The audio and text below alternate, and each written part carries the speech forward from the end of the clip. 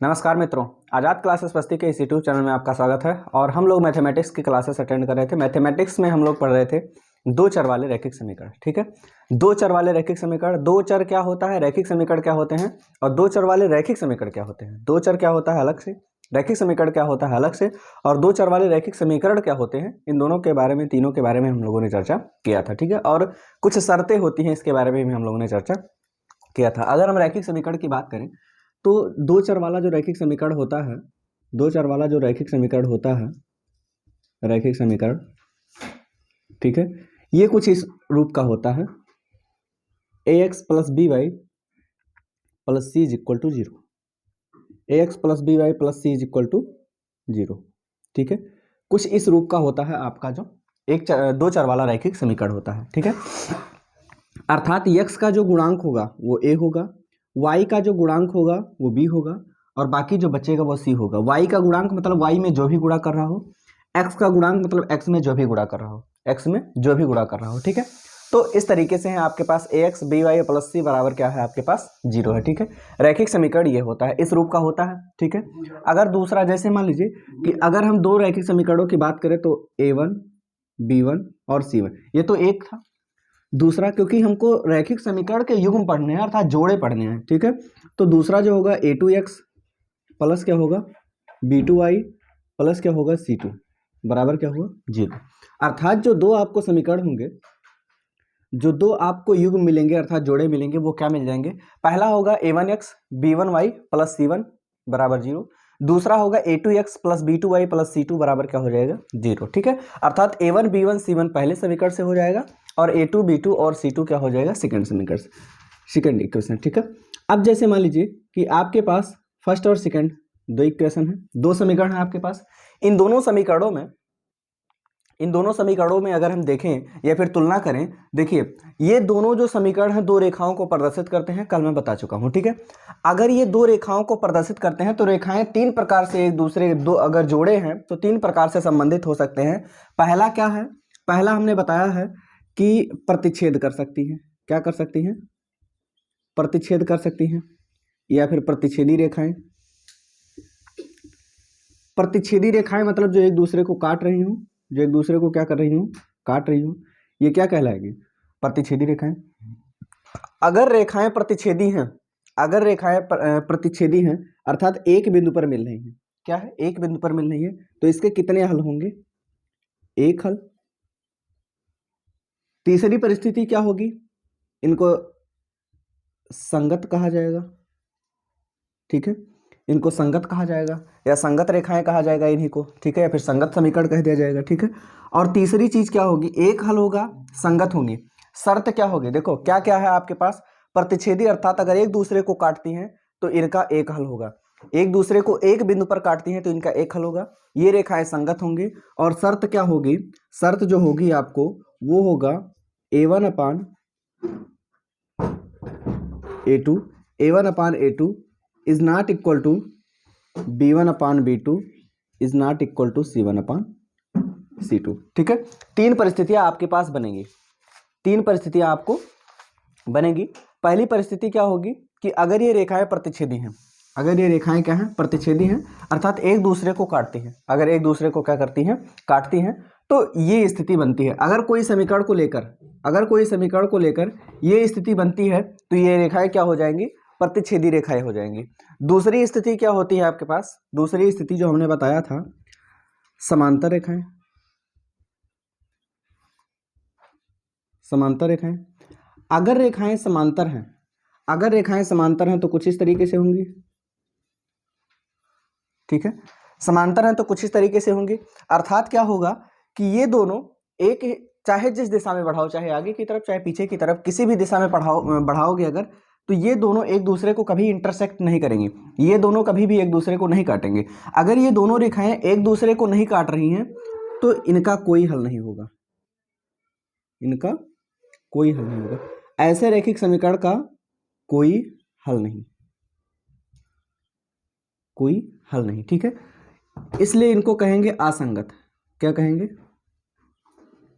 असंगत। ठीक है, इनका कोई हल नहीं है, इसलिए इनको क्या कहा जाएगा, असंगत रेखाएं कहा जाएगा। ठीक है, और इनके लिए शर्त क्या होगी, अगर रेखाएं समांतर है तो इनके लिए शर्त होगी A1/A2 is equal to B1/B2 is not equal to C1/C2।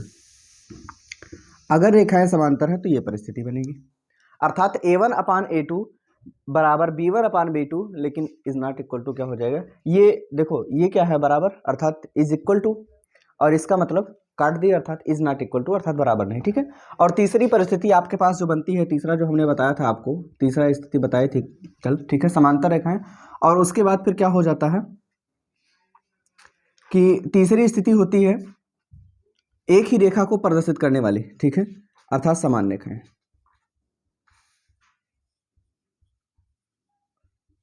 समान रेखाएं, या इसी को नाम दे देते हैं संपाती, इन्हीं को हम संपाती भी कह देते हैं। क्या कहते हैं हम, संपाती, चाहे समान रेखाएं कहो, चाहे इन्हीं को संपाती कहो। ठीक है, और देखो एक चीज, संपाती होने का मतलब क्या होगा, संपाती होने का मतलब क्या होगा, दोनों एक पर ही हैं, दोनों क्या हैं, एक पर ही हैं। मतलब कोई एक रेखा थी, उसी पर दूसरी रेखा लाके चिपका दिए, अर्थात ये क्या हो जाएंगी, संपाती रेखाएं। अब एक बात बताओ, हमने कहा जितने बिंदुओं पर मिलेंगी ये रेखाएं उतने हल होंगे, यहां एक बिंदु पर मिल रहे तो एक हल, ये समांतर हैं कभी मिल नहीं सकते इसलिए इनका कोई हल नहीं, और ये एक पर ही है अर्थात प्रत्येक बिंदु पर मिल रहे हैं, क्योंकि प्रत्येक जो रेखा बनी हुई बिंदुओं से मिलकर बनी हुई, ऐसे ऐसे बिंदु रखे हुए ऐसे ऐसे ऐसे तभी तो बनी है।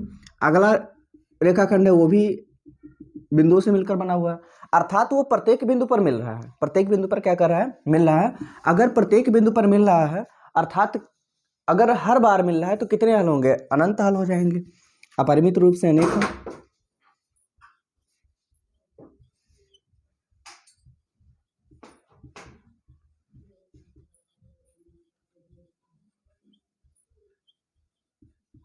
अपरिमित रूप से अनेक हल होंगे। ठीक है, और इनको संगत कहा जाएगा, क्या कहा जाएगा,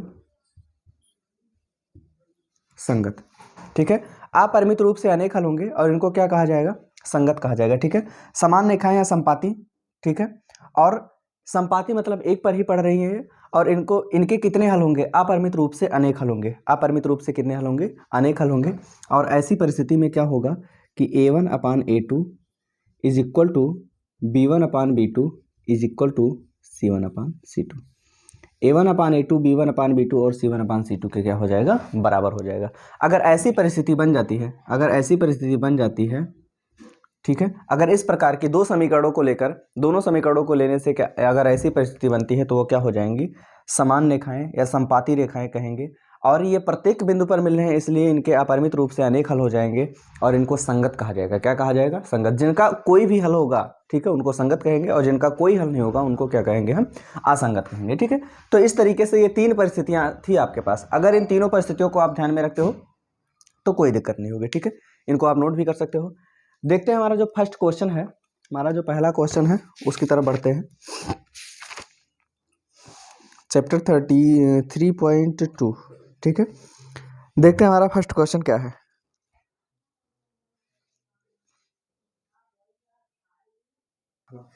देखिए, जो ये प्रश्न पहला हमारा, इसमें पहले निर्देश ये दिया गया है, हम क्वेश्चन केवल नोट किए हैं, पहले इसके पहले निर्देश ये दिया गया है।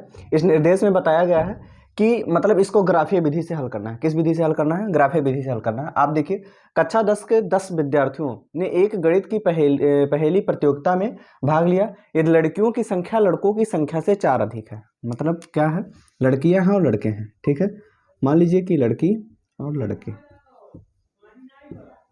ठीक है, लड़कियां क्या हैं, लड़कों की संख्या से 4 ज़्यादा हैं, लेकिन दोनों को जोड़ने पर 10 लोग हैं कुल मिला के।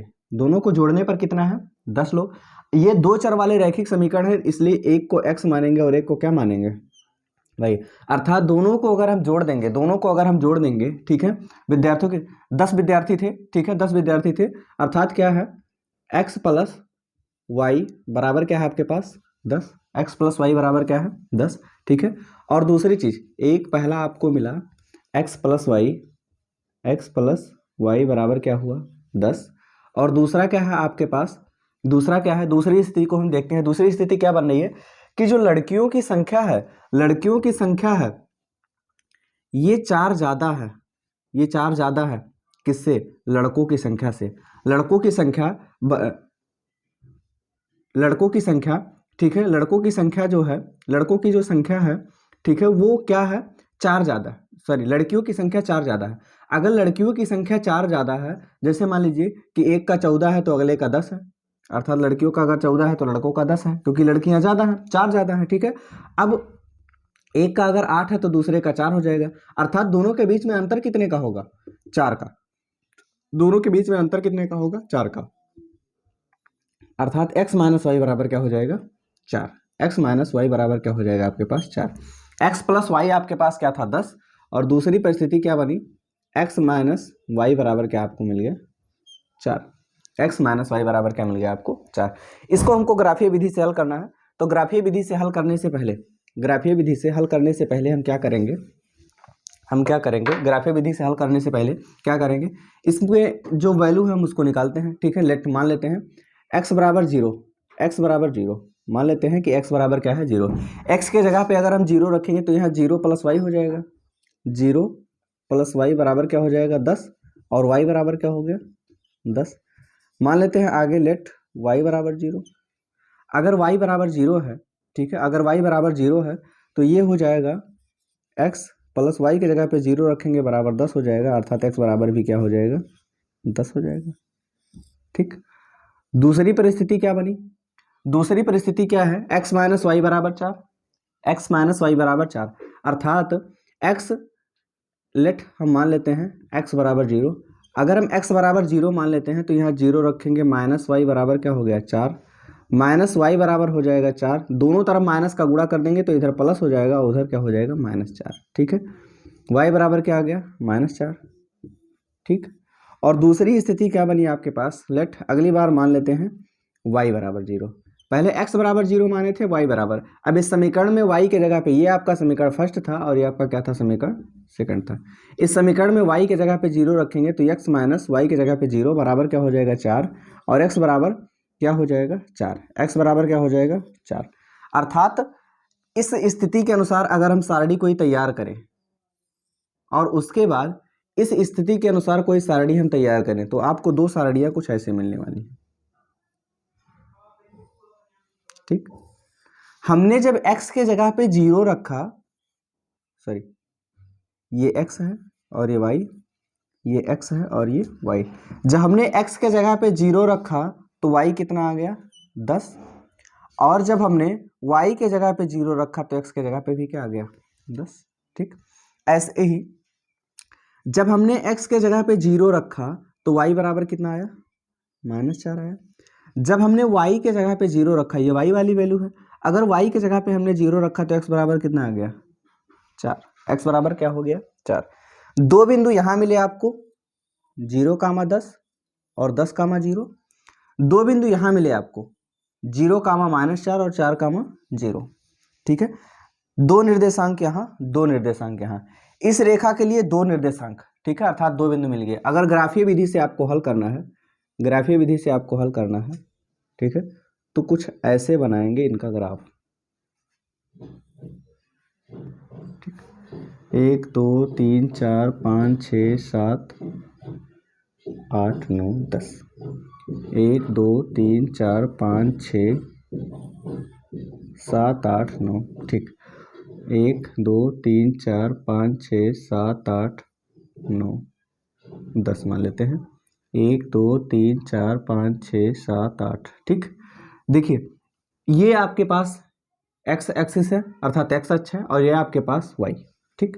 और x, ये मूल बिंदु आपका 0 है, इधर जाएंगे अर्थात x अक्ष के इस तरफ तो 0 हो जाएगा। इसको एक प्रकार की संख्या रेखा मानिए। संख्या रेखा पर क्या होता है? इधर प्लस इधर माइनस, ऊपर की तरफ प्लस, नीचे की तरफ क्या होगा? माइनस, अर्थात ये हो जाएगा -1 -2 -3 -4 -5 -6 -7 -8। इधर जाएंगे तो आपको 1 2 3 4 5 6 7 8 9 10 ऐसा हो जाएगा। ऊपर की तरफ जाएंगे तो आपको हो जाएगा 1 2 3 4 5 6 7 8 9 10, ठीक है। इधर की तरफ आएंगे तो ये क्या हो जाएगा? -1 -2 -3 -4 -5 -6 -7 -8 -9, ठीक है, कुछ इस तरीके से होगा। पहली बिंदु आपको मिली है 0,10 अर्थात x पर 0 अर्थात x पर हमको जाना ही नहीं है, y पर 10, y पर कितना है 10 अर्थात पहला बिंदु हमको मिल गया, ये मिल गया। ये बिंदु क्या है, ये बिंदु है 0,10 अर्थात x पर 0 चलना है और y पर 10 जाना है, ठीक। दूसरा है 10,0, 10,0 अर्थात x पर कितना, x पर कितना 10 और y पर 0 अर्थात y पर 0 ना तो ऊपर जाना है ना तो नीचे जाना है, और x पर 10 कहाँ मिलेगा आपको, यहाँ मिलेगा। अर्थात ये जो बिंदु आपको मिला, ये मिला आपको 10,0। क्या मिला आपको 10,0। इन दोनों बिंदुओं को मिला दें, अगर इन दोनों बिंदुओं को अगर हम मिला दें तो कुछ इस तरीके से आपका रेखाखंड बन जाएगा, कुछ इस तरीके से आपका क्या बनेगा, रेखाखंड। दूसरी परिस्थिति, दूसरे समीकरण से क्या बना, पहला x 0 और y -4 अर्थात पहला बिंदु 0,-4 अर्थात x पर नहीं जाना, x पर 0 अर्थात ना तो उधर ना तो इधर जाना है। ये पड़ी पाई x अक्ष है और ये खड़ी पाई y अक्ष है, ठीक है। अब 0 -4 अर्थात 0 है x की वैल्यू अर्थात ना तो उधर जाना है ना तो इधर आना है। -4 y वाले कहाँ मिलेगा, ढूंढ लो, ये मिलेगा -4 अर्थात ये जो बिंदु आपके पास है, ये जो बिंदु आपके पास है वो आपको है 0,-4, ये है 0,-4। अगला बिंदु आपको है 4,0, 4,0 अर्थात x पर तो 4 जाना है लेकिन y पर 0 अर्थात y पर 0 अर्थात ना तो ऊपर जाएंगे ना तो 0, x पर 4 कहाँ मिलेगा आपको, यहाँ मिलेगा। अर्थात ये जो बिंदु आपको मिलेगा, ये जो बिंदु आपको मिलेगा ये मिलेगा 4,0 अर्थात x पर तो 4 है लेकिन y पर 0 है। अब अगर इन दोनों को हम मिलाएं, इन दोनों को अगर हम मिलाएं, ठीक है, तो कुछ यहाँ मिलने वाले हैं। ये कहाँ मिलने वाले हैं, यहाँ मिलने वाले हैं। ये एक रेखाखंड हो गया, ये भी एक रेखाखंड हो गया। ग्राफ में लगाएंगे तो भी ऐसे ही बनेगा आपका, ठीक। अब देखिए हमको निकालना है कि लड़कियों की संख्या क्या है, लड़कों की संख्या क्या है। लड़कियों की संख्या को हमने x माना है और लड़कों की संख्या को क्या माना है, y। लड़कियां क्या हैं, लड़कियां आपके पास x हैं और लड़के क्या हैं आपके पास, लड़के आपके पास y हैं। लड़कियां आपके पास x हैं और लड़के क्या हैं आपके पास y है। अब देखो ये बिंदु कहाँ पड़ रहा है, अगर हम x पर जाए तो देखते हैं लगभग 7 के आसपास पड़ रहा है। अर्थात देखिए कोई जो निर्देशांक होता है वो किस रूप का होता है, x, y का रूप का होता है, x, y के रूप का होता है। अर्थात अगर हम बात करें तो x पे कितना जा रहा है 7 और y पर कितना जा रहा है, लगभग 3 के आसपास, 3 के आसपास जा रहा है ना। अगर ये 3 जा रहा है तो ये क्या हो जाएगा 7,3, क्या हो जाएगा आपको 7,3, 7,3। ग्राफीय विधि से ये दोनों बिंदु जहां जाकर मिलेंगे, ये दोनों रेखाएं जहां जाकर जिस बिंदु पर मिलेंगी उस बिंदु का कोई एक निर्देशांक होगा, वो निर्देशांक जो होगा वो x, y के रूप का होगा। वो किस रूप का होगा, x, y के रूप का होगा, ठीक है, वो निर्देशांक। अर्थात पहला जो होगा x होगा और दूसरा क्या होगा, y होगा, ठीक है। इसलिए लड़कियां कितनी हो जाएंगी, लड़कियां x थे बराबर कितनी आ गई 7 और लड़के कितने हो जाएंगे, लड़के कितने थे y थे बराबर कितने हो गए 3, कितने हो गए 3 हो गए। आपको ये दोनों आपको क्या मिल जाएंगे, आंसर मिल जाएंगे, ठीक है। तो इस तरीके से आप क्या कर सकते हैं, प्रश्नों को सॉल्व कर सकते हैं। ऐसे ही अगला प्रश्न दिया गया है, सेम इसी तरीके से है। अगला प्रश्न कह रहा है 5 पेंसिल और 7 कलमों का मूल्य 50 रुपये है, जबकि 7 पेंसिल और 5 कलमों का मूल्य 46 रुपये है। एक पेंसिल का मूल्य तथा एक कलम का मूल्य ज्ञात कीजिए। एक पेंसिल का मूल्य निकालना है और एक पेन का मूल्य निकालना है, ठीक है। चलिए कोई दिक्कत नहीं, सॉल्व करते हैं हम लोग। पहले क्वेश्चन नोट करते हैं, ठीक।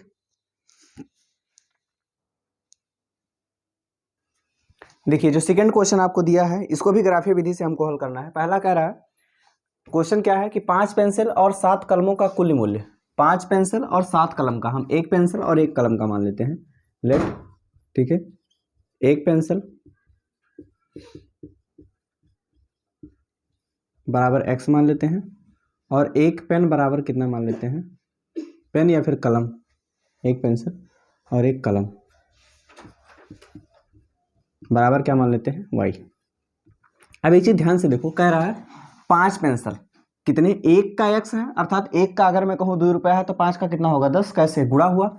एक का x रुपया है, 5 का कितना होगा 5x, प्लस दूसरा कह रहा है एक कलम का मूल्य y है अगर एक कलम का मूल्य y है तो 7 का क्या होगा 7y, और दोनों को जोड़ दें तो 50 रुपये है। ये समीकरण आपको फर्स्ट बनेगा, ठीक है।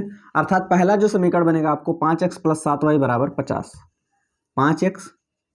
5x + 7y बराबर क्या बनेगा 50, ये समीकरण फर्स्ट बनेगा। अगर हम सेकंड की बात करें, सेकंड की अगर हम बात करेंगे तो सेकंड हमारा दूसरा शर्त क्या है, जबकि 7 पेंसिल और 5 कलम का मूल्य, 7 पेंसिल और 5 कलम का मूल्य, 7 पेंसिल, एक पेंसिल का x है तो 7 पेंसिल का 7x, एक कलम का y है तो 5 कलम का मूल्य 5y, कितना है 46 रुपये है। ये समीकरण आपको सेकंड मिलेगा, ये आपको क्या मिलेगा समीकरण सेकंड मिलेगा। इन दोनों को हल करना है, वो भी ग्राफीय विधि से। तो पहले क्या करेंगे, हम मान लेते हैं लेट x = 0, दोनों में x = 0। अगर x के जगह पे हम 0 रखेंगे यहाँ तो ये हो जाएगा, 0 रखेंगे तो ये 50 थोड़ा होगा, हाँ नहीं 5 और x लिखा हुआ है और x के जगह पे 0 रख कर कहो 50 हो गया, नहीं उल्टा हो जाएगा, ये 5 और गुणा में होगा 0, ठीक है। तो 5 का गुणा 0 में कर देंगे तो यहाँ 0 हो जाएगा, प्लस 7y बराबर क्या हो गया 50, तो y बराबर क्या हो जाएगा 50 बटे में क्या हो जाएगा 7, 7 इधर गुणा कर रहा है भाई, ये 0 प्लस इतना मतलब खत्म, 0 प्लस इतना मतलब 0 खत्म, 7y में गुणा कर रहा है, 7 जाके उधर क्या करेगा भाग कर देगा, अर्थात y बराबर 7, 50 बटे में 7 हो गया, 50 बटे में 7। अगर 50 बटे में 7 है तो लगभग अगर हम डिवाइड करेंगे तो 7 7 49, पॉइंट में जो आएगा 7 7 49, 7.1 के आसपास आएगा, ठीक है। y की वैल्यू ये आ जाएगी। यहाँ अगर x के जगह पे हम 0 रख दें, यहाँ अगर हम x के जगह पे 0 रखेंगे तो 7 गुणे x अर्थात 7 गुणे 0 हो जाएगा, और प्लस में 5y बराबर क्या हो गया 46। 7 गुणे 0 का मतलब कहानी खत्म, कोई दिक्कत नहीं। 5 गुणे y, 5 इधर गुणा करा उधर जाएगा तो क्या करेगा भाग कर देगा, अर्थात 46 बटे में क्या हो गया 5, 5 अगर 46 में भाग करेगा तो 5 9 45, 5 दूना 10, ये एक y बराबर कितना है आपके पास 9.2, ठीक। उसके बाद फिर अगर हम बात करें आगे, हम मान लेते हैं लेट दोनों के लिए y = 0, दोनों में हम y = 0 मान लेते हैं। अगर y के जगह पे यहाँ हम 0 रख दें तो ये वाला जो टर्म होगा ये पूरा 0 हो जाएगा, बच जाएगा क्या आपके पास 5x, और उधर बच जाएगा आपके पास 50। 5 इधर गुणा कर रहा उधर जाके भाग कर देगा, तो 5 अगर 50 में भाग करेगा तो कितना आएगा 10, ठीक। ऐसे ही इधर अगर हम y के जगह पे 0 रख दें, अगर y के जगह पे 0 रखेंगे तो y वाला टर्म क्या होगा 0 हो जाएगा, और बच जाएगा क्या 7x, ठीक है। आपको मिल जाएगा 7x बराबर क्या हो गया 46, और x बराबर क्या हो जाएगा, x बराबर क्या हो जाएगा आपके पास 7 इधर गुणा करा उधर जाके भाग कर देगा, तो 46 बटे में 7 बराबर हो जाएगा, 7 से भाग करेंगे तो 7 छक 42, 4 46, 7 बचे में 35, लगभग 6.5 के आसपास, लगभग 6.5 के आसपास ये मिल जाएगा। दो आपके पास सारणियाँ बन जाएगी, पहली सारणी यहाँ से बनेगी, ठीक, और दूसरी सारणी यहाँ से बनेगी, ठीक।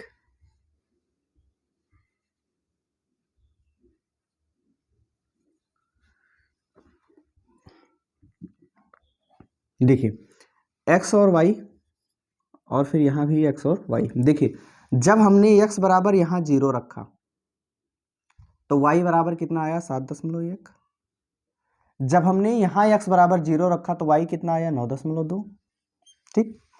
जब हमने यहाँ y के जगह पे 0 रखा तो x कितना आ गया 10, x वाले को ऊपर वाले में और y वाले को नीचे। यहाँ जब हमने y के जगह पे 0 रखा तो x बराबर कितना आ गया लगभग 6.5 के आसपास। हम बना लेते हैं, आपको 4 निर्देशांक, एक 0, 7.1, एक 10, 0, एक 0, 9.2 और एक 6.5, 0। ये आपको 4 निर्देशांक मिल गए। इन्हीं से हम लोग ग्राफ खींचते हैं, ठीक है। ग्राफ जब खींचेंगे तो ग्राफ कुछ इस तरीके से बनेगा, आपका बना लेते हैं। ये आपका x एक्सिस है, ये आपका मूल बिंदु 0, 1 2 3 4 5 6 7 8 9, ठीक, 10। ये आपका x एक्सिस है, इधर की तरफ आएंगे x एक्सिस पर ही तो ये क्या हो जाएगा -1 -2 -3 -4 -5 -6 -7 -8 -9 -10। नीचे की तरफ आएंगे तो ये हो जाएगा -1 -2 -3 -4 -5 -6 -7 -8 -9, ठीक, चलो ठीक। ऊपर की तरफ जाएंगे तो भी ऐसे 1 2 3 4 5 6 7 8 9 10 ये हो गया। ठीक है, पहले बिंदु के अनुसार अगर हम देखें, पहले के अनुसार देखें तो पहला बिंदु आपको है 0,7.1, 0,7.1, 0,7.1 अर्थात x पर 0 है, अर्थात ना तो उधर जाना है ना तो इधर आना है। 7.1 प्लस में y कहाँ मिलेगा, लगभग यहाँ आसपास मिलेगा, लगभग यहाँ के आसपास। यह आपको मिल गया 0,7.1, ये एक बिंदु ये मिल गया। अगला आपके पास है 10,0 अर्थात x वाले पर 10 है और y वाले पर 0। y पर 0 है, ना तो ऊपर जाना है ना तो नीचे, क्योंकि ये वाला एक्सिस क्या है, y है, ये वाला एक्सिस y है। अगर y की कोई वैल्यू होती तो हम ऊपर नीचे बढ़ते, y की कोई वैल्यू नहीं है इसलिए नहीं बढ़ेंगे। x पर 10 है आपके पास, x पर 10 है, प्लस का 10 अर्थात यहाँ हो जाएगा। ये वाला जो बिंदु आपको मिला ये मिल गया 10,0, 10,0। इन दोनों को अगर हम मिला दें, इन दोनों को अगर हम मिलाएं तो कुछ इस तरीके से ये रेखाखंड बनाएंगे, कुछ इस तरीके से ये रेखाखंड बनाएंगे। अगला जो बिंदु आपको है x 0 है और y कितना है 9.2, x कितना है 0 अर्थात x पर नहीं जाना है, y के जगह पे क्या है 9.2, मतलब ये आसपास यहाँ हो जाएगा। ये जो बिंदु आपको मिलेगा 0,9.2 के आसपास। और दूसरा जो है आपके पास है x के जगह पे 6.5 और y के जगह पे 0। x के जगह पे 6.5 मतलब लगभग यहाँ आसपास, यहाँ, ठीक। और उसके बाद फिर क्या है, y के जगह पे 0 है, y के जगह पे 0 अर्थात y पर नहीं जाना है, अर्थात ये वाला जो बिंदु आपको मिलेगा वो मिल जाएगा 6.5, 0। अगर हम इन दोनों को मिला दें, अगर हम इन दोनों को मिलाएं तो कुछ ऐसे आकर ये लोग मिलेंगे, एक दूसरे को काटेंगे। ठीक है, अब यहाँ एक चीज देखो, यहाँ एक चीज देखिए आपके पास, ठीक। यहाँ क्या हो रहा है कि इसको जब हम मिलाएंगे, थोड़ा सीधा कर दें इनको,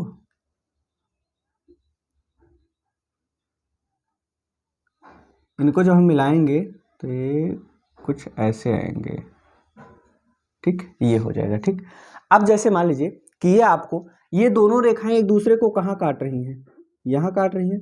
अगर ये दोनों रेखाएं एक दूसरे को यहाँ काट रही हैं, इसका मतलब क्या हुआ कि ये जो बिंदु होगा वही पेंसिल और कलमों की संख्या होगी, या मतलब कीमत होगी। ठीक है, अब जैसे मान लीजिए कि यहाँ अगर मिल रहा है तो इसको अगर देखेंगे तो लगभग किसके आसपास है, 3 के जस्ट ऊपर दिख रहा है कि नहीं दिख रहा है, दिख रहा है x पर। y पर कितना दिख रहा है, लगभग 5, लगभग क्या है 5, लगभग 5 मतलब 5, अर्थात x, कोई जो बिंदु होता है वो x, y के रूप का होता है, अर्थात x पर कितना चले हो 3, x पर कितना चले हो 3 और y पर कितना चले हो 5, y पर कितना चले हो 5। यही आपका क्या हो जाएगा आंसर, यही आपका क्या हो जाएगा आंसर। 3 मतलब x हमने क्या माना था, पेंसिल। एक पेंसिल की कीमत कितनी मानी थी हमने, x, इसलिए एक पेंसिल बराबर कितने रुपए की है, 3 रुपए की, इसलिए एक कलम बराबर कितने की है, एक कलम बराबर कितने की है, 5 रुपए की। एक कलम हमने y माना था और y की वैल्यू क्या आपको मिल गई 5, अर्थात एक कलम की कीमत आपको कितने रुपए मिल गई, 5 रुपए मिल गई। ठीक है, तो इस तरीके से देखिए, यहाँ हल्का फुल्का आपको डिफरेंस लगेगा इधर उधर, क्यों, क्योंकि ये ग्राफ कॉपी पर नहीं खींचा गया। अगर ये ग्राफ कॉपी पर खींचा जाता तो बिल्कुल एग्जैक्ट वैल्यू आती, तनिक भी इधर उधर नहीं होता। ठीक है, तो इस तरीके से आप क्या कर सकते हैं, प्रश्नों को सॉल्व कर सकते हैं। आगे हम लोग देखते हैं कि आगे हमारे क्या है। आगे जो हमारा प्रश्न दिया गया है वो कह रहा है कि अनुपातों A1/A2, B1/B2 और C1/C2 की तुलना कीजिए कि निम्न समीकरण के युग्म में निरूपित रेखाएं एक बिंदु पर प्रतिच्छेद करती हैं, समांतर हैं अथवा समपाती हैं। मतलब जो आपको आगे के बिंदु, आगे के जो समीकरण दिए गए हैं, इन समीकरणों में आपको चेक करना है कि ये क्या है, समांतर हैं, समपाती हैं या फिर प्रतिच्छेद करती हैं। समांतर हैं, समपाती हैं या फिर क्या करती हैं, प्रतिच्छेद करती हैं। ठीक है, तीनों परिस्थितियों के आधार पर हम लोग देखेंगे। अब देखिए तीनों परिस्थितियां क्या हैं। ठीक है, पहली परिस्थिति आपके पास प्रतिच्छेद की, प्रतिच्छेद वाले में हमने क्लास के स्टार्ट में ही लिखवाया था। प्रतिच्छेद की स्थिति कैसे बनती है, प्रतिच्छेद की स्थिति में A1/A2 is not equal to B1/B2 होता है। A1/A2 is not equal to B1/B2 is not equal to C1/C2, इतना कर सकते हैं, कोई दिक्कत नहीं। दूसरी स्थिति जो बनती है आपके पास प्रतिच्छेद, और दूसरी स्थिति बनती है आपको समांतर की। दूसरी क्या बनती है? समांतर की। अगर समांतर होंगे तो A1 अपान A2 बराबर हो जाएगा B1 अपान B2 के बराबर हो जाएगा, एक मिनट, और ये बराबर A1 upon A2 is equal to B1 upon B2 is not equal to C1 upon C2। ठीक है, अर्थात A1 upon A2 B1 upon B2 के बराबर हो जाएगा, लेकिन C1 अपान C2 के बराबर नहीं होगा। दूसरी स्थिति, तीसरी स्थिति क्या है? संपाती। संपाती या फिर समान रेखा। संपाती, संपाती अगर है तो ये क्या हो जाएगा? A1 upon A2 is equal to हो जाएगा B1 upon B2 is equal to हो जाएगा C1 अपान C2 के। ये तीन परिस्थितियां हमने बताई थी। अब आपको अगर समीकरण दे दिया जाए, पहला समीकरण आपको दिया गया है, पहला समीकरण दिया है 5x माइनस 4y प्लस 8 बराबर 0, और उसके बाद फिर है 7x plus 6y, 7x plus 6y minus 9 बराबर 0। ठीक है, 7x प्लस 6y माइनस 9 बराबर 0, 7x प्लस 6y माइनस 9 बराबर 0।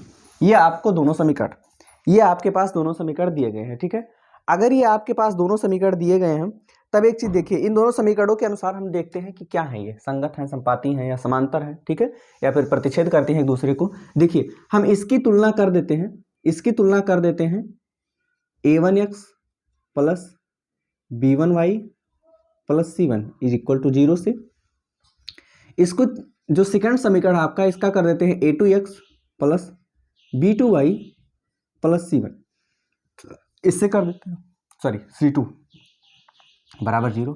हम इससे तुलना कर देते हैं, अर्थात यहाँ देखो x वाला का जो गुणा कर, अर्थात x में जो गुणा कर रहा होगा A1 होगा, अर्थात यहाँ A1 बराबर कितना आ गया? 5। A1 कितना है यहाँ? 5। B1 क्या है आपके पास? B1 y में जो गुणा, y में गुणा -4 कर रहा है, -4 हो जाएगा। C1 बराबर आपको क्या मिल जाएगा? 8। देखिए चिन्हों, अगर माइनस का चिन्ह है तो जरूर नोट कर लेते हैं, प्लस का नोट करो या नहीं कोई फर्क नहीं पड़ता, लेकिन माइनस का चिन्ह जरूर नोट करते हैं। यहाँ दूसरा समीकरण है, इसलिए यहाँ A2 हो जाएगा। A2 बराबर क्या होगा? x में जो गुणा कर रहा है 7, B2 बराबर क्या होगा आपके पास? y में जो गुणा कर रहा है 6, C2 बराबर क्या होगा? -9। C2 बराबर क्या होगा आपके पास? -9। माइनस का चिन्ह जरूर नोट करते हैं। अब देखिए करते हैं, हमारे पास क्या है? A1 upon A2, B1 upon B2 और C1 अपान C2, इन तीनों की तुलना कर देते हैं। इन तीनों की क्या करते हैं हम लोग? तुलना कर लेते हैं। तुलना करेंगे तो A1 अपान A2, देखो A1 के जगह पे 5 और A2 के जगह पे क्या है? 7, B1 के जगह पे -4, B2 के जगह पे क्या है? 6, C1 के जगह पे क्या है? 8, और C2 के जगह पे क्या है? -9 है। इन तीनों की अगर हम तुलना करें तो 2 दूना 4, 2 3 6, ये कटेगा? नहीं कटेगा, इसको ऐसे ही नहीं देते हैं। अब एक बात बताओ, 5/7 is not equal to -2/3 is not equal to 8/-9। क्या तीनों एक दूसरे के बराबर आ रहे हैं? कोई बराबर आ रहे हैं? नहीं आ रहे हैं। अगर ये बराबर नहीं आ रहे हैं, अर्थात A1 upon A2 is not equal to, अर्थात यहाँ परिस्थिति क्या बनी? A1 upon A2 is not equal to B1 upon B2 is not equal to C1 upon C2। ये तीन परिस्थितियां बनी आपको। अगर ये तीन परिस्थितियां आपके पास बनी हुई हैं, अगर ये तीन परिस्थितियां आपके पास बनी हुई हैं, अर्थात किसके लिए दिखाती हैं? ये किसके लिए दिखाती हैं? अगर तीनों बराबर ना हो, ये प्रतिच्छेद रेखा के लिए दिखाती हैं। यहाँ C1 अपान C2 कर दो, अर्थात ये क्या है? ये क्या है? प्रतिच्छेदी रेखाएं हैं। क्या है? प्रतिच्छेदी रेखाएं हैं। अर्थात ये जो दोनों रेखाएं हैं, ठीक है, ये जो दोनों रेखाएं हैं, दी गई रेखाएं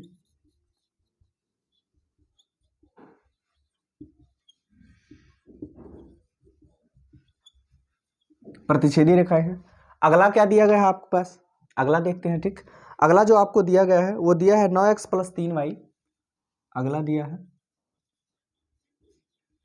9x प्लस 3y प्लस 12 बराबर 0, और फिर दिया है 18x plus 6y, 18x plus 6y plus 24 बराबर 0, बराबर क्या है? 0। अब अगर हम इनके बारे में बात करें, अगर इनके बारे में बात करें तो ये क्या है आपके पास? A1, ये क्या है?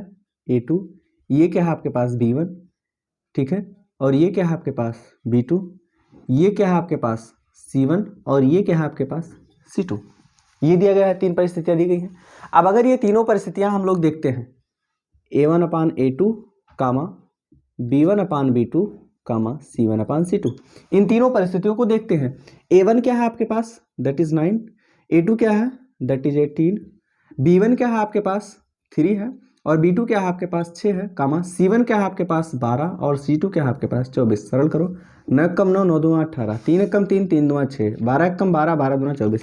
यहाँ आ गया 1/2 बराबर है, यहाँ भी आ गया 1/2 बराबर है, यहाँ भी आ गया 1/2। अर्थात यहाँ परिस्थिति आपको क्या बनी, यहाँ जो परिस्थिति बनी वो बनी A1/A2 is equal to B1/B2 is equal to C1/C2। अगर ऐसी परिस्थिति बनती है तो रेखाएं क्या हैं, समपाती हैं। ये दोनों रेखाएं क्या हैं, समपाती। ये दोनों रेखाएं क्या हैं, समपाती। क्यों?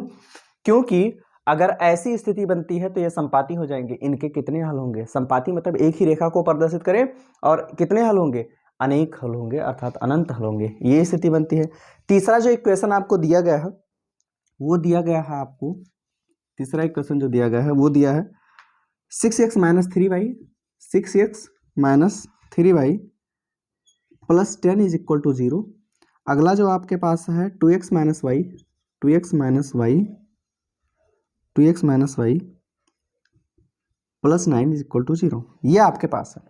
यहाँ अगर हम बात करें तो आपको बताना तो है नहीं, ये आपके पास है A1, ये आपके पास है B1, ये आपके पास है C1, ये आपके पास है A2 और यहाँ कुछ नहीं तो 1 है, ये आपके पास है B2, ये क्या है आपके पास C2। तुलना कर देते हैं।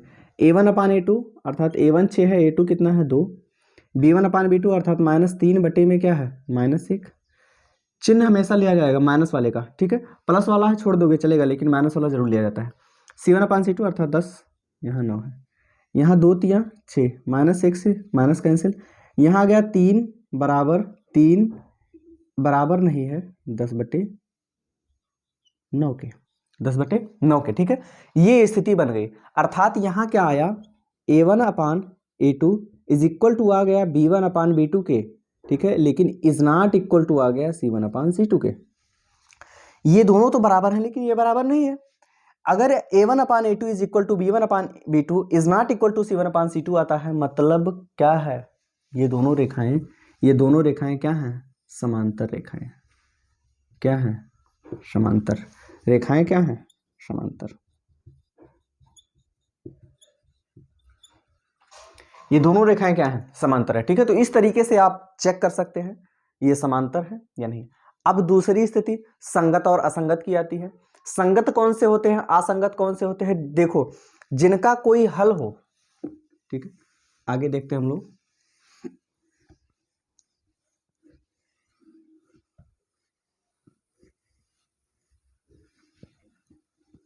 जिनका कोई हल हो,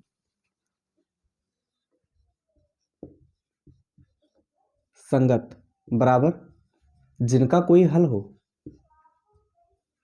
जिनका कोई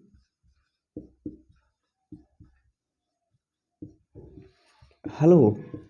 दूसरी प्रकार की जो रेखा होती है असंगत, असंगत जिनका कोई हल नहीं, जिनका कोई हल नहीं, जिनका कोई हल नहीं वो क्या हो जाएंगे, आपको असंगत हो जाएंगे, ठीक है। अब देखिए जिनका कोई हल हो, चाहे एक हो चाहे एक से अधिक हो, डोंट केयर, ठीक है, लेकिन कोई हल हो, ठीक है। तो ऐसी रेखाओं में क्या होती है आपके पास, ऐसी रेखाओं में आपके पास संपाती, ऐसी रेखाओं में आपके पास संपाती, संपाती के तो अनंत हल होते हैं ना। और दूसरी स्थिति बनती है प्रतिच्छेदी।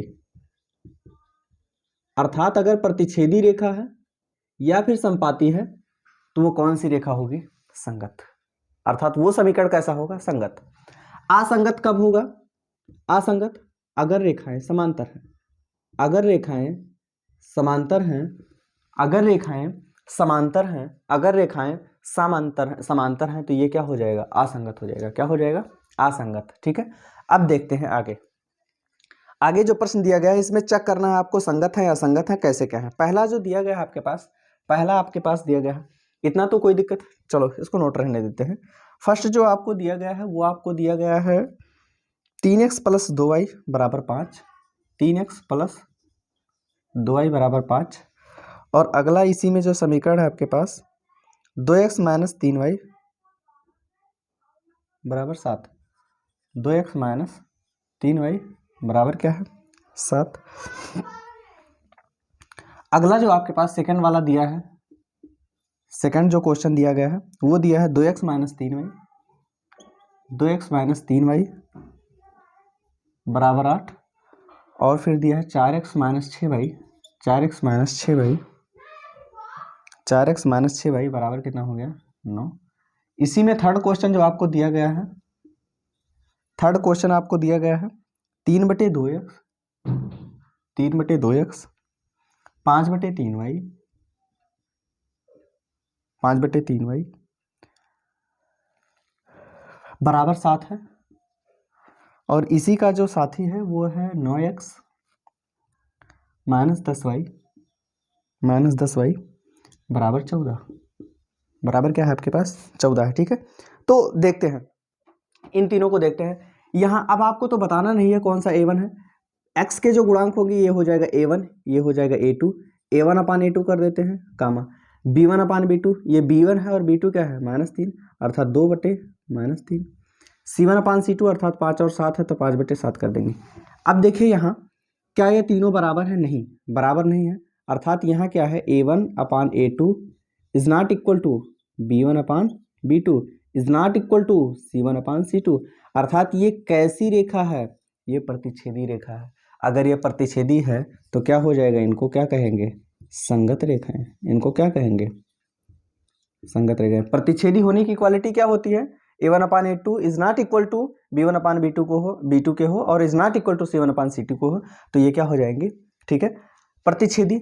अगर ये प्रतिच्छेदी हैं तो इन्हीं को क्या कहेंगे, अगर ये प्रतिच्छेदी हैं तो क्या ये संगत हो जाएंगी, हाँ बिल्कुल, प्रतिच्छेदी और संपाती रेखाएं संगत होती हैं। ठीक है, और दूसरी परिस्थिति क्या बनती है, दूसरी स्थिति क्या बनती है 2/4 कामा -3 कामा -3/6 कामा ये हो जाएगा 8/9, 2 1 कम 2, 2 2 4, -3, माइनस से माइनस कैंसिल, 3 1 कम 3, 3 2 6, ये तो कटेगा नहीं, अर्थात यहाँ आ गया 1/2 इज इक्वल टू आ गया, फिर यहाँ 1/2 इज नॉट इक्वल टू 8/9, अर्थात यहाँ आ गया आपको a1/a2 is equal to b1/b2 is not equal to c1/c2। ऐसी परिस्थिति किसकी बनती है, समांतर रेखाओं की, किसकी समांतर रेखाएं, समांतर रेखाएं, समांतर रेखाएं, अगर रेखाएं समांतर हैं तो इनका कोई हल होगा, कोई हल नहीं होगा। और समांतर रेखाएं क्या होती हैं, असंगत होती हैं, ये क्या हो जाएंगी असंगत। ठीक, दूसरी स्थिति क्या बनती है, इसको देख लेते हैं, a1/a2 अर्थात 3/2 पूरे का बटा 9 कामा b1/b2, b1 क्या है 5/3 और पूरे का बटा क्या है -10, माइनस का 10। ठीक, और उसके बाद फिर चिन्ह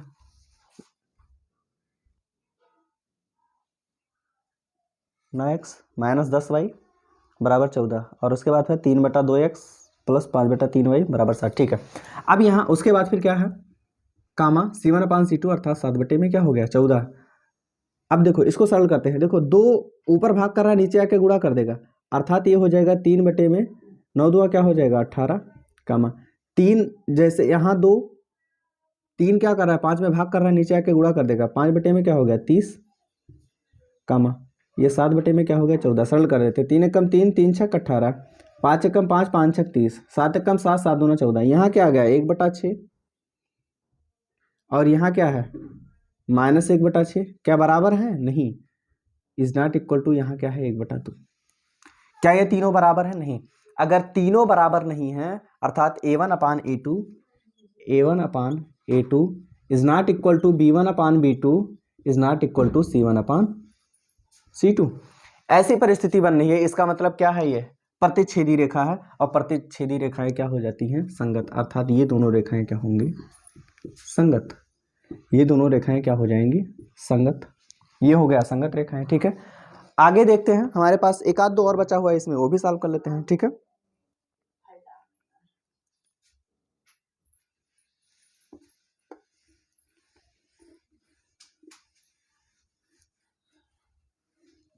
ठीक, देखते हैं हमारे पास अगला जो इक्वेशन है फोर्थ वाला, चौथा जो इक्वेशन है वह आपके पास है 5x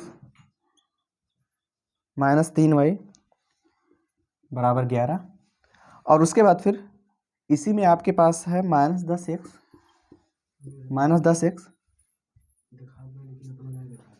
माइनस 10x और उसके बाद फिर फोर्थ वाला जो आपके पास है, फोर्थ आपके पास है 5x माइनस 3y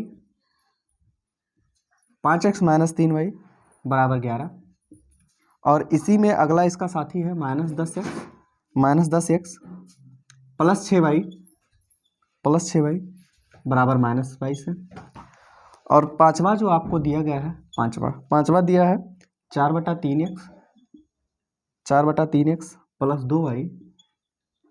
2y बराबर 8, और इसी का जो साथी दूसरा समीकरण है वो आपको दिया है 2x प्लस 3y बराबर 12। ठीक है, ये आपको दिए गए हैं, दो इसमें बचे हुए थे। अब यहाँ हम क्या करते हैं, सॉल्व करते हैं। ये a1 है, ये a2 है, ये b1 है, ये b2 है, ये c1 है, ये c2 है, आप जानते हो। ठीक, a1 अपान a2 अर्थात ये हो जाएगा 5 में माइनस 10 कामा माइनस 3 में 6 हो जाएगा कामा 11 में क्या हो गया माइनस 22। देखो कहीं भी माइनस लगा हो आगे ही माना जाता है। तो 5 एकम 5, 5 दूना 10, 3 एकम 3, 3 दूना 6, 11 एकम 11, 11 दूना 22। यहाँ क्या है, ठीक है, माइनस 1/2 बराबर, यहाँ भी क्या आया माइनस 1/2, और ये भी बराबर आ गया, क्या आ गया माइनस 1/2। अर्थात यहाँ क्या परिस्थिति बनी, a1 upon a2 is equal to b1 upon b2 is equal to c1 upon c2। ऐसी परिस्थिति संपाती रेखाओं की बनती है, और संपाती रेखाएं क्या होती हैं, संगत, इसलिए क्या हो जाएंगी ये दोनों रेखाएं संगत रेखाएं।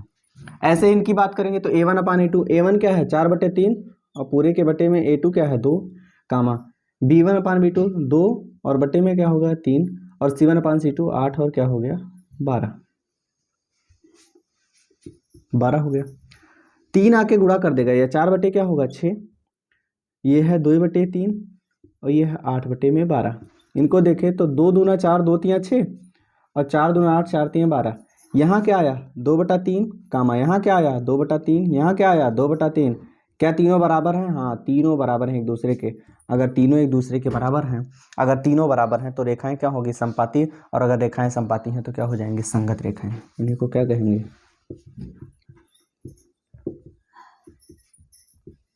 संगत रेखाएं। ठीक है, तो इस तरीके से आप प्रश्नों को संगत असंगत हैं या फिर मतलब जो भी आपको समीकरण दिए गए हैं इस तरीके से, हमें तो नहीं लगता है कि इस क्लास को पूरा करने के बाद आपको किसी प्रकार की कोई समस्या इन सब प्रश्नों में रह जाएगी। ठीक है, अगर इस मेथड से आप लोग सॉल्व करते हैं। अगर क्लास आपको समझ में नहीं आता, देखो क्लास में सीरियस रहता हूँ, रीजन है क्योंकि अगर सीरियस नहीं रहूँगा तो इतने क्वेश्चन सॉल्व नहीं हो पाएंगे और आपकी परीक्षा नज़दीक है। ठीक है, तो खैर कोई बात नहीं। ठीक है, अगर आपको मस्ती के साथ क्लासेस करने हैं तो साइंस के क्लास में आ जाइए। साइंस का क्लास भी इसी चैनल पर चलता है। साइंस के क्लास आप देखेंगे तो आपको लगेगा कि कुछ अलग ही रवैया है। ठीक है, तो इस तरीके से आप प्रश्नों को सॉल्व कर सकते हैं। अगर किसी भी प्रकार की कोई समस्या होती है तो कमेंट करके जरूर बताएं, और अगर चैनल आपको अच्छा लगता है, हमारे द्वारा डाले गए वीडियो आपको पसंद आते हैं तो चैनल को लाइक, शेयर और सब्सक्राइब जरूर करें। ठीक है, जिससे आने वाले वीडियो की सूचना आप तक पहुँचती रहे। ठीक है, तब तक के लिए आप लोग हंसते मुस्कुराते रहिए, अपने और अपनों का ध्यान रखिए। धन्यवाद।